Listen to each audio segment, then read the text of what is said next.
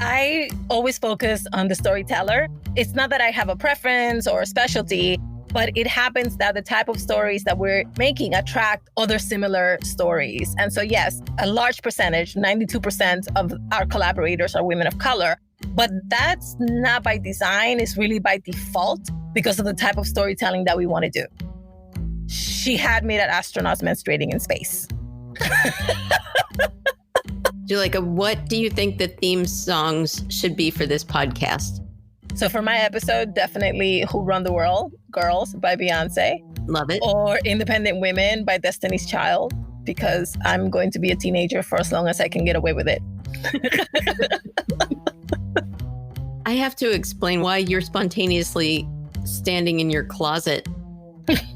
Making my son wait for lunch, by the way. I read great news about your company, and I thought, I got to get her on the phone. Juleyka Lantigua-Williams and Company. You're the CEO. I am. The founder. I am. Hey, I'm E.B. Moss, and this is episode 12 of Insider Interviews.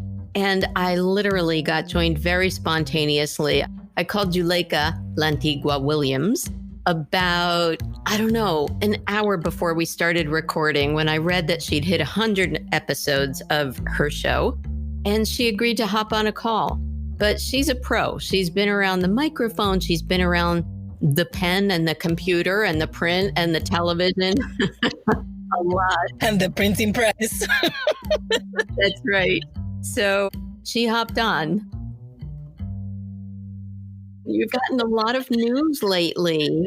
Well, it's been 3 years. We've been working really hard for 3 years, and it feels like some of our work is really bearing fruit right now. We have had the most unbelievable first half of 2020.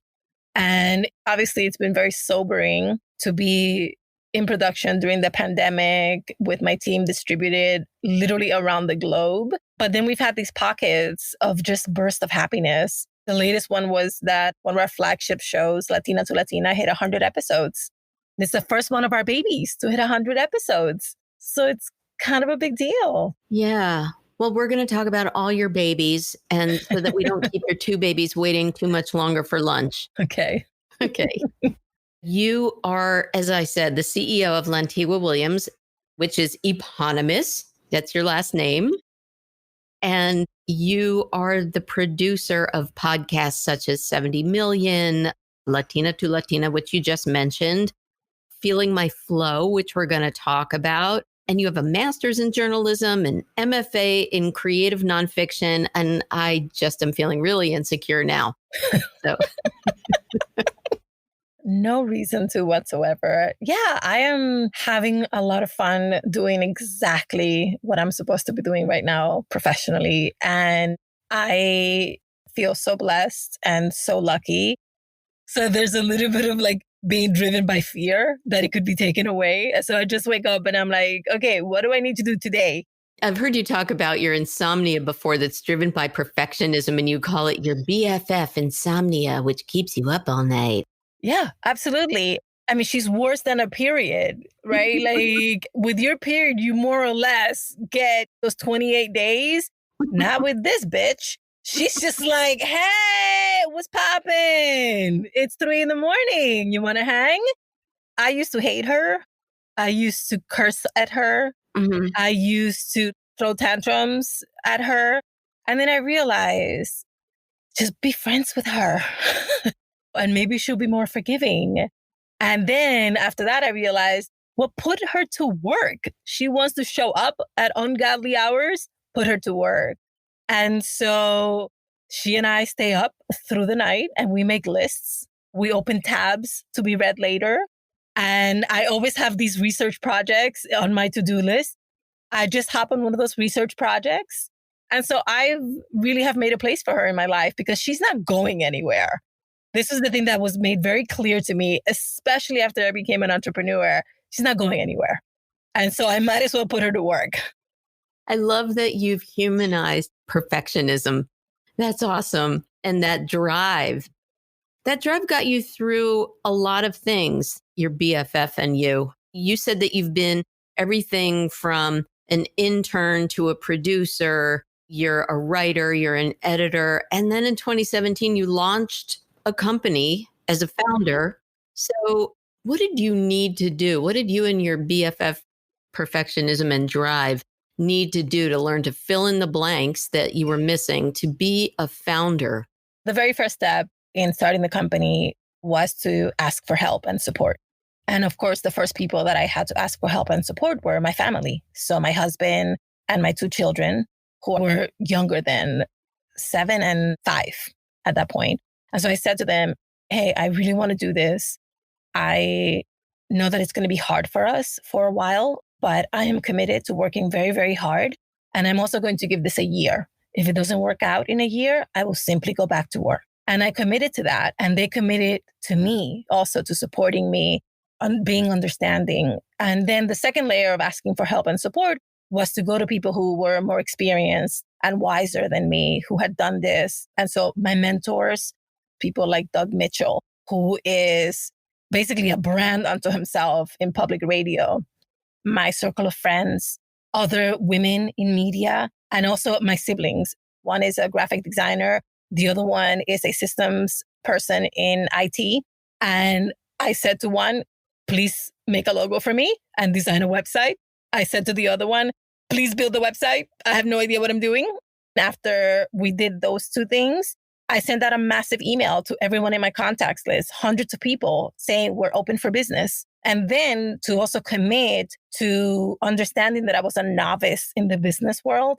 And so there was so much that I had to learn very quickly.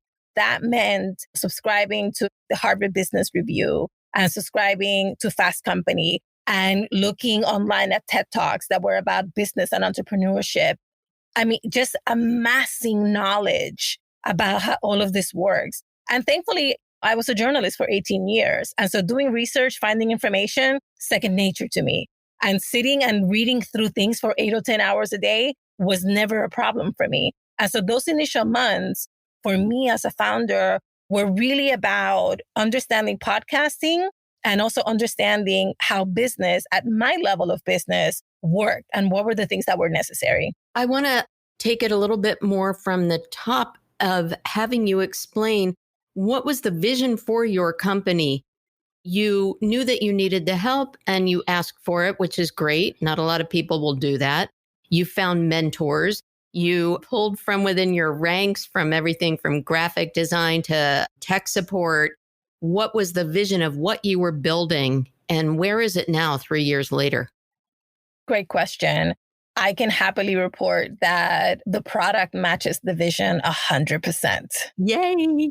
And that is marvelous reality to live in. So my vision for the company was to bring creators from the margins to tell stories how they wanted to tell stories that also centered people from the margins. That is exactly what we're doing. That vision is reflected in 70 Million, in Latina to Latina, in Feeling My Flo, in how to talk to mommy and papi about anything. Excellent. And you also have a lot of external clients. So you're producing shows like that, and I love all of them. But you have clients like Marvel and Macmillan Podcasts and even NPR, yes? Mm-hmm. Yeah, NPR affiliates. So we've done a couple of pilots. There's a wonderful show called Truth Be Told by the very brilliant Tanya Mosley. She wanted to re-envision that show, which had been in existence at KQED. And so she came to me and said, hey, let's do a pilot together for the show and for my new vision. We also have done seasons of shows. So we did the 3rd season of Offshore, which was an investigative documentary series looking at the relationship between the Marshall Islands and the United States through the lens of illegal adoptions. That was fascinating to work on. Right now, we have a beautiful project that we're working on for Macmillan that will debut in the fall. That has been a year in the making, and it's also a documentary style work. And we're so, so proud of that. And so we've just had a lot of opportunities to work on projects that dig into stories that are seldom told. And that's when we get really excited. Are these all women of color who are the writers or producers or talent? Because you specialize in supporting women podcasters. But what are the parameters that you put on Lantigua Williams? I always focus on the storyteller. It's not that I have a preference or a specialty, but it happens that the type of stories that we're making attract other similar stories. And so, yes, a large percentage, 92% of our collaborators are women of color, but that's not by design. It's really by default because of the type of storytelling that we want to do. But if a white cisgender male came to me with an amazing story that put a woman of color at the center, very likely that I would follow up on that project, right? And so it's about the storytelling always. So no, for client work, we will work with almost anyone. We, first and foremost, adhere to journalistic ethos and ethics because that's where I come from. That's my training. It is a place that I'm very comfortable in. We don't do fiction, so that takes out half of podcasting. If we have a client approach us about a project that is journalistically sound, that is based on reality, and that does not promote anything that would put into question our values, then yes, we're going to explore that relationship. Okay, that's great. And it really is all encompassing. And I love that it's driven by the content, not by the person creating the content. Absolutely. Got it. Okay. You've called yourself a hyphenated American. What does that mean? How many episodes do we have? Well, literally, I have a hyphenated last name because I married someone else. And so I wanted to keep my identity as myself. I married in my early 30s. I was fully grown by then, but I'm also an immigrant. And so I came from a different reality entirely where I was born and raised until I was 10. And then I gained consciousness in the United States, essentially as having been an outsider, as having come from someplace else. So that in a way is my hyphenated existence. I am also bilingual. I am bicultural. I also straddle two worlds because my mom is a non-English speaker. The rest of my family is Spanish monolingual. And so I exist exactly at the cusp of where these two cultures and these two languages meet. And so that makes me hyphenated, but I'm also very politically hyphenated in that I have ascribed and I have performed the values that I ingrained from my new country, but I'm also able to question some of the things that we do as a society. And right now is a moment of deep reckoning for us. And so I, as a hyphenated American, am having very serious conversations with people in my life about how do I expand and expound on these values that I have so that we can contribute to the next level, so that we can get to the place that we rightfully need to be to really reflect who we are today.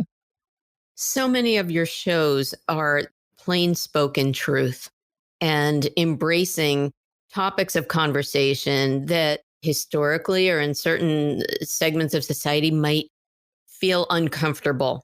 And that's another, I think, hallmark of Lantigua Williams, which I love. And I want to bring up one of them, which you mentioned earlier, Feeling My Flo.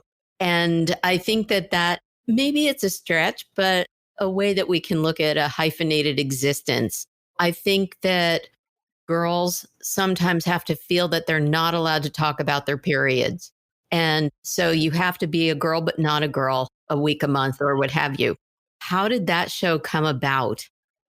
This is a great story. So this is a show that was pitched to me by Mia Warren. And Mia and I did not know one another, but we had a friend in common. And typically when I meet someone for the first time, I set a 30-minute limit on the conversation because I talk to a lot of people throughout the week. And this is how I'm able to do that because I keep them short and sweet. Well, Mia and I talked for an hour and 15 minutes because everything she was saying, I was just lapping up. She started out with, hey, I have an idea to do something on astronauts menstruating in space. She had me at astronauts menstruating in space. And everything that followed was gold. By the end of that conversation, we had the whole concept for the show. We had a name for the show. I literally ended the conversation by saying, okay, I'm going to send you a contract by tomorrow. And she was like, wait, what? We're going to make the show, right? This is why you called me. And she's like, wait, seriously, we're going to make the show? And I was like, well, weren't you calling me to pitch a show? I'm taking the show. It was like, that was only the second time that I'd done that, sight unseen, where I had talked to the creator and said, yes, I am in. One of the best decisions that I've made in the last 3 years. Well, that's one of the things that was in the news and why I had to call you, because you just got mentioned in the Washington Post and you got a good distribution deal recently with it, right? Yes. We had done 2 seasons and we were loving the show, and the show was finding its audience. And then a couple of months ago, PRX announced Tracks, which is a new preteen focused network. Literally, as soon as that announcement came through my email box, I emailed Carrie Hoffman, CEO of PRX, and I said, hey, Carrie, she and I have a friendly relationship. I said, hey, Carrie, I think Feeling My Flo would be perfect for Tracks. And she said, funny you should mention it because you're on my list of people to talk to. And she connected me to Michelle Smalley, who's the executive producer of Tracks. And then a couple of months later, we were one of 2 shows along with Time Storm that debuted the entire network. And so it's just been wonderful. Yay. Well, the angle in the Washington Post actually leads us to another talking point. In the Post, they described how our quarantine time is a really good time to talk to kids about things that might be uncomfortable, but it's really good bonding time and talking time. And I don't know if that sparked your next new show, but you're the host of How to Talk to Mommy and Poppy. And I know that you've had to practice during quarantine because of your now 8 and 10-year-olds.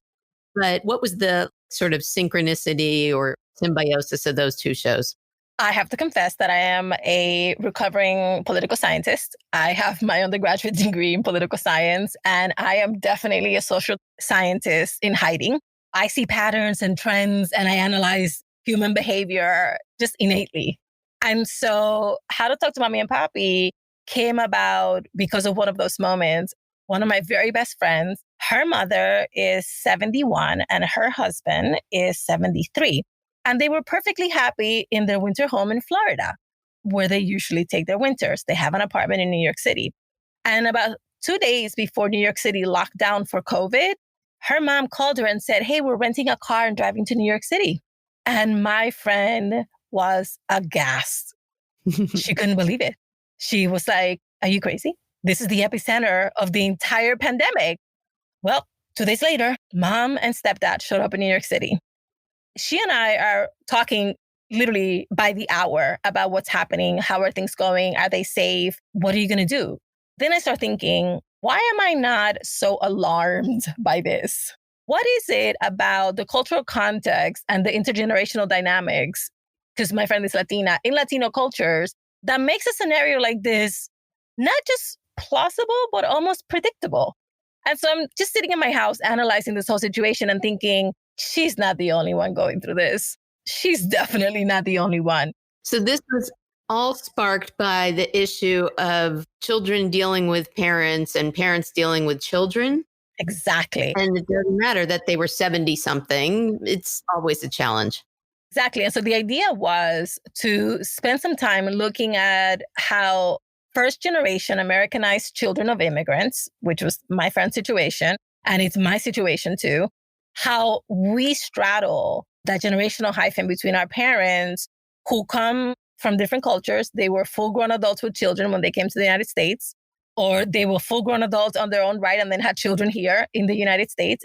Their children are growing up in very different environments, and sometimes it really comes to a head, and sometimes there are years of lingering misunderstandings, and it impacts all facets of life: finances, education, labor, marriage, all kinds of things. I love that you have a platform where you can create a show to talk about something that sparks you, whether it was sparked by astronauts menstruating or older parents moving in with children and things like that. But you've done so many things in media. As I said earlier, you've been the writer, the editor, and then you explain how you learned to be a founder. And I should say, I love this little factoid about you, that you wrote the last article in the last physical edition of the magazine Jet. So you've got some craft. What drove you to podcasting as a form? I mean, that was sort of like the Wild West. There you are thinking, all right, now I'm going to give up my day job. I fell in love with podcasting, honestly. What made you fall in love with it? Serial, of course. It was Serial. because as you know, I'm a storyteller, I'm a journalist, I seek out stories, right? I was in complete awe of the story development, the pacing, the character development. I mean, this was a novel, right? In my ear week to week. And then I got recruited to go work at NPR on a desk that produces podcasts. And I thought, okay, this is clearly a sign. This is clearly an omen. And then when I was at NPR, I was able to learn the process of making audio and forget it. That was it. That was it. There was no turning back. That's literally the perfect line to say, and that's all she wrote. Well, I've written scripts since then. I've written a lot of blurbs for episodes. I've done some writing and I write essays every once in a while or columns when I'm invited to. But I love the collaborative nature of podcasting. I love working in teams. I love how podcasting gets to the point. You talk to the person you want to talk to. You say the thing you want to say. It is so clear, right? At least on the nonfiction side, right? It is completely transparent what we're doing. I also love how you can create worlds with just sound. The first time that I saw those bar graphs of sound being moved around and layered, oh my God, my head completely exploded. It was wonderful. This is a show this is a B2B podcast. This is about the media marketing and advertising industry. And you're representing a podcast founder very well and a successful one. But now here's the tough question. How are you making money? Oh, we're making a little money. Really? Yeah. The first big money that we got was our first year because I sent a cold email to the MacArthur Foundation and said, I have an idea for a criminal justice podcast for you. And 7 months later, they gave us money to produce 70 million. And that was able to pay me just a little bit, to pay the company just a little bit so that then I could spend more time developing more clients. So they renewed our grant 2 years. So for the first 3 years, we have this MacArthur grant. And then in the meantime, we have developed a cadre of clients. So our very first client was the Phi Beta Kappa Society. They found me on the Air Media talent directory and reached out and said, hey, we're thinking about starting a podcast. Can we talk? And I was like, absolutely. They led us to another client, NACAC, and now we produce their podcast. So it's been like that. And now Marvel is a client and they came to us because a producer who used to do work for us is now in-house at Marvel. And so it's a lot of goodwill. And then occasionally I will be very cheeky and pitch someone that they should have a podcast like I did earlier this week. It's a combination. I'm the CEO, which is basically chief sales officer. And so I am selling. I'm trying to sell. But we do have income, actually. So the other thing that happened was that I basically emptied out my 401k, my life savings. And so definitely not recommendable. I've been very blessed that it's worked out really well for me. And so besides what the company has to pay me back, which is long term, we've been profitable. I'm very proud of that. So you have this core competency in finding good talent, and you, as the CEO, are empowered to make the big decisions, the executive decisions that we're going to bring on that talent. And you've gotten grants, and then you've been hired to produce things.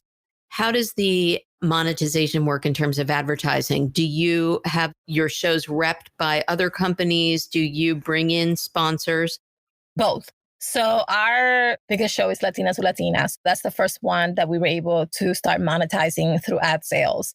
So we work with 2 different agencies. We don't have an exclusive with any one of them. We basically, on a case-by-case basis, say, yes, we have inventory for those 8 inserts, or we don't have inventory for that. And so far, as of, I think, February, Latina to Latina is able to pay for the cost of making an episode, which I think is really, really great. I mean, Alicia and I as co-owners were working for free, but that's par for the course. We had set that goal when we launched to be our first financial hurdle, to get to the point where from each episode, we can pay the producer and the mixer and the social media person. And so we reached that goal earlier this year, and that was fantastic. So that's a show that almost always has an ad in every episode. And then we've also now started to do RSS drops into that show. So we will either drop a whole episode or we will drop a trailer for another show. And that is also a really good model for us. The numbers are really great on the return for the advertiser. So that's another way. We've also done some pitching to very big cosmetics company to do live events. We did one live event in New Jersey where Alicia interviewed Dolores Huerta, and that was really well attended. We definitely want to branch out. The plan was to do like a little tour to test the waters this year, but because of COVID, that's out the window for now. And we also sell merchandise. We have some nice swag. With Latina to Latina, we've been able to do that. With Feeling My Flo, the hope is that because of the network, because of tracks, they will start to sell, network shows in bundles. And so then eventually when our listenership grows, we will also be able to monetize that. But Tracks was able to give us a grant, in exchange for the licensing of the show. And that really helped. That covered about 80% of the total production costs for the shows that we have on there. We're only 3 years old, right? And that show is only about a year and a half old. And so I feel like we're right on track to where we're supposed to be with the shows. And I'm really happy about that. It's really remarkable. Talk about Tracks. It's very fast tracked. And yet you've also diversified, and talk about diversity. You've also diversified. Look at you with the puns. Yeah, I know. It's a problem being me. Seriously, though, you started something called Podcasting Seriously. I did. When I envisioned monetization for the company as a whole, I didn't just rely on audio. Right from the very beginning, I wanted to branch out into other genres, but also into other fields. And so I basically decided to be the test dummy for an events line at the company. And so we launched this with an amazing producer, Denise Bennett, who used to produce Work It. And so she and I came up with the concept, ironed out how we wanted to do it, how it was going to be priced, what the sequencing was going to be. We worked all that out. And we're actually at about 40 attendees per session, which has been absolutely astounding. I was joking with her that I was like, if we could get 10 people, that'd be so great. And our early bird passes sold out within 2 weeks. I do a lot of mentoring and I love that part of my job.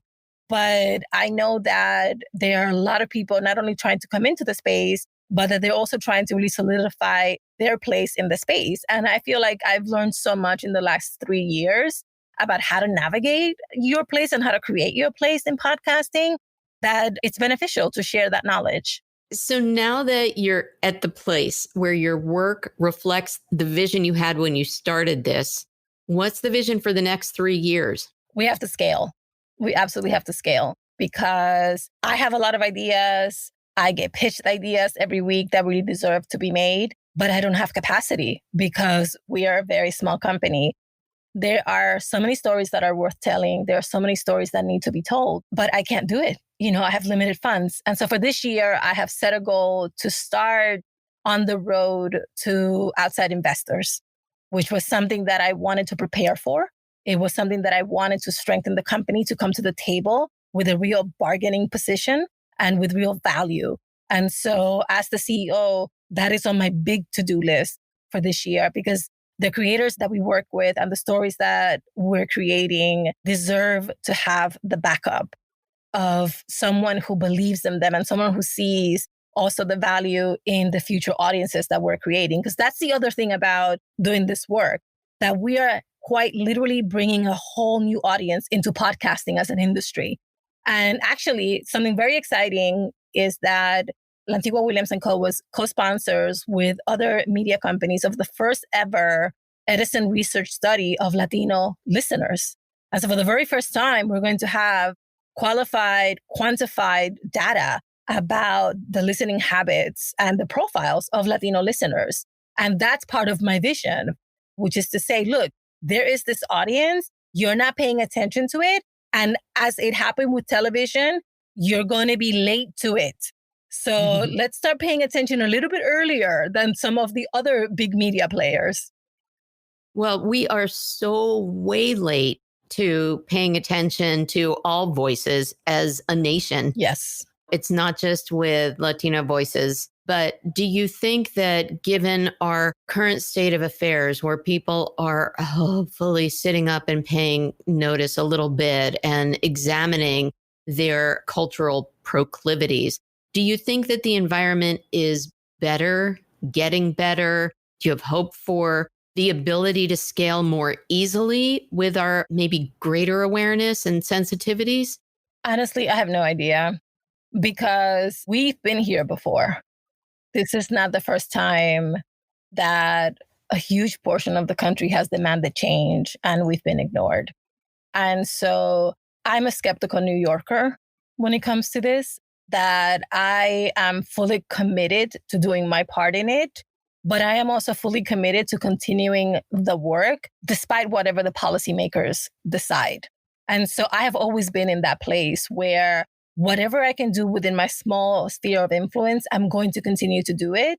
Washington, D.C. and Congress you can do whatever you want, but I'm going to continue doing the work because that's where change happens. Now, what do I think has happened this time that's different? I think this time, because the younger generation of white Americans has grown up with a far more multicultural friend base and a far more multicultural and diverse schoolmates, they don't really differentiate as much as the previous generations, but it's going to come at a cost. And this is something that Black leaders have been saying forever, which is it's not enough to come to the rallies and the marches. You actually have to go home and confront your relatives. And you have to go home and have the conversations with them about why their beliefs are so outdated and dangerous, right? And so I feel like until all of these conversations are happening in the privacy of people's homes, in addition to marching on the streets,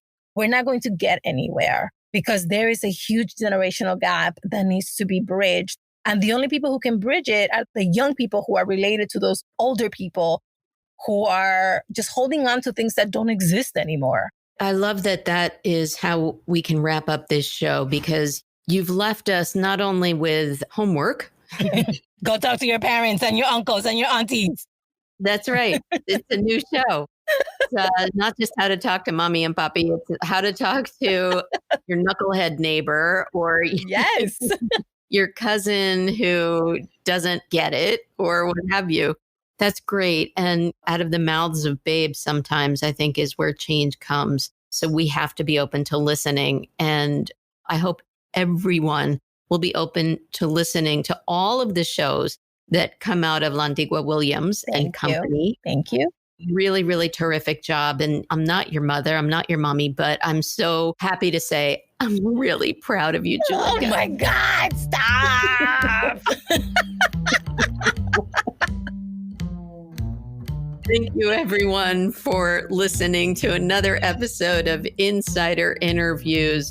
And if you know what's good for you, you'll run and rate this episode as 5 stars because she's going to be scaling quickly, everyone.